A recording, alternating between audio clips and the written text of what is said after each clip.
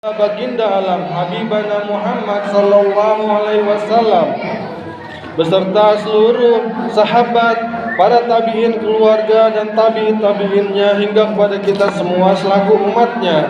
Semoga kelak kita mendapatkan syafaatul uzma dari beliau. Amin ya rabbal alamin.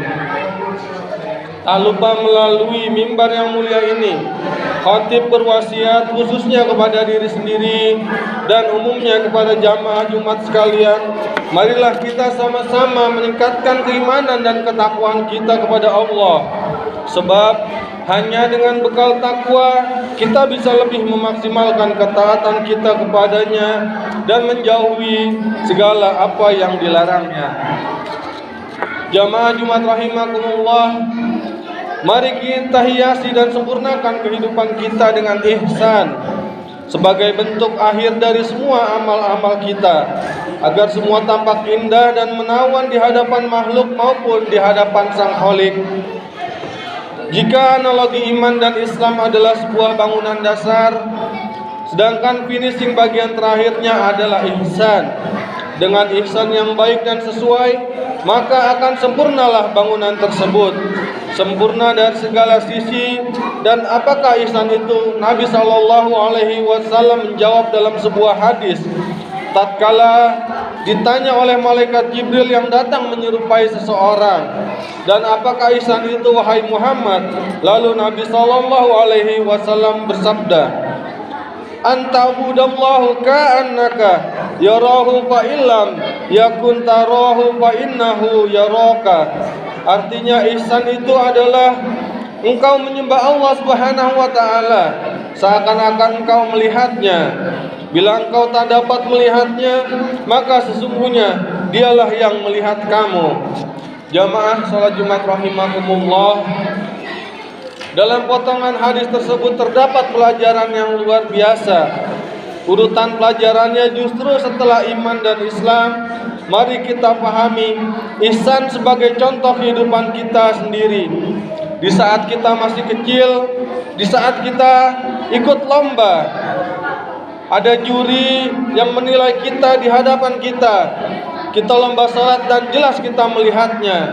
Diberitahu pula bapak ibu guru juga ikut melihat dari depan, melaksanakan sholat tersebut. Tentu kita akan menampilkan dan melaksanakan sholat tersebut dengan sebaik mungkin dan semaksimal mungkin dengan yang kita bisa dan dengan yang kita yakini sebagai kebenaran. Mulai dari huruf hamzah tatkala kita mengucap takbir, diakhiri dengan huruf mim tatkala kita mengucapkan salam. Dan setelah itu kita tidak tahu kita mendapatkan nilai berapa, karena itu adalah sirrun min asrarillah, karena itu adalah termasuk rahasia Allah Subhanahu wa taala. Kita harus hanya menampilkan yang terbaik yang kita bisa, mulai dari kalimat-kalimatnya, gerakannya, bahkan hingga pakaian yang kita pakai. Bila mana kita tidak bisa seperti itu, setidaknya kita merasakan bahwa sholat kita sedang diawasi oleh Allah Subhanahu wa taala. Jamaah sholat Jumat rahimakumullah, arah makna ihsan tersebut di atas akan selaras dengan makna ikhlas, di mana ikhlas adalah ruhnya amal ibadah, melakukan sesuatu karena Allah dan untuk Allah Subhanahu wa taala. Jika dianalogikan, kita melakukan sesuatu karena diperintah oleh guru atau orang tua kita. Bila kita memiliki cukup rasa hikmah dan kebaktian kepada mereka, tentu kita akan melakukannya dengan sebaik mungkin. Atau kita memberikan sesuatu orang yang kita cintai, maka sesuatu itu akan kita usahakan dengan yang terbaik. Barang-barang yang terbaik, modalnya, bahannya, bungkusnya, dan cara pemberiannya, kita tidak akan rela memberikan barang yang rendah kualitasnya, asal-asalan pembuatannya, murah harganya. Kita akan berusaha sebaik mungkin agar orang yang kita cintai merasa senang dan puas dengan apa yang kita lakukan. Seperti itulah ihsan. Dan dalam hal ini ihsan dan ikhlas memiliki makna yang selaras. Tidak ada batasan untuk keduanya. Perlu kita perhatikan bahwa upaya menampilkan yang terbaik dari semua sisi amal perbuatan kita inilah jangan sampai di luar oleh kemampuan kita. Dan jangan sampai kita untuk memaksakan melakukan yang terbaik, sebab itu adalah salah satu sebab yang akan menuntun kita pada penyakit was-was atau keraguan-raguan.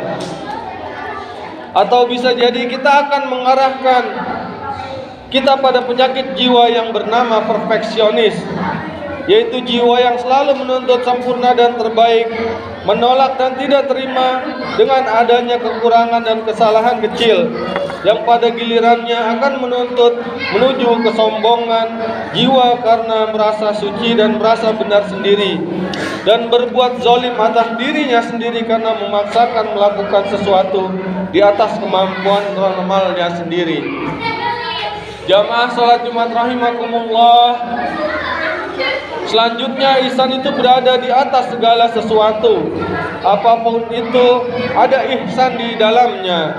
Yang perlu kita perhatikan, Nabi Muhammad SAW bersabda, Innallaha kataba ihsana ala kulli syai'in. Sesungguhnya Allah Subhanahu wa taala mencatat adanya ihsan atas segala sesuatu. Bagaimana kita memperlakukan diri sendiri, melakukan orang lain, istri dan anak-anak kita, tetangga kita, kerabat kita, semuanya ada ihsan di dalamnya. Sampai pun kepada hewan sembelihan kita ada ihsan di dalamnya yang perlu kita perhatikan saat kita melakukan penyembelihan. Dan bila mana engkau menyembelih, maka perbaguslah penyembelihanmu, tajamkan pisaumu dan senangkanlah hewan sembelihanmu. Maka ihsan di dalam menyembelih adalah teknik menyembelih yang baik, pisau yang tajam, dan menyenangkan hewan lebih dahulu. Misalnya dibeli makan dan minum untuk sebelumnya akan dikurbankan, tidak memperlihatkan kepada hewan lain saat akan menyembelih.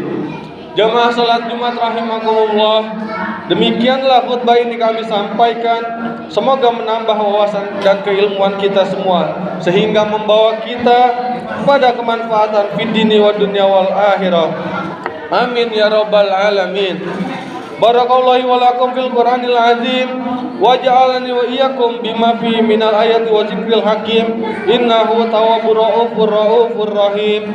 A'udzu billahi minasy syaithanir rajim. Bismillahirrahmanirrahim. Wallazi la ilaha illahu fad'u mukhlishina lahuddin. Alhamdulillahi rabbil alamin. Wa qur rabbighfir warham wa anta arhamur rahimin. Allah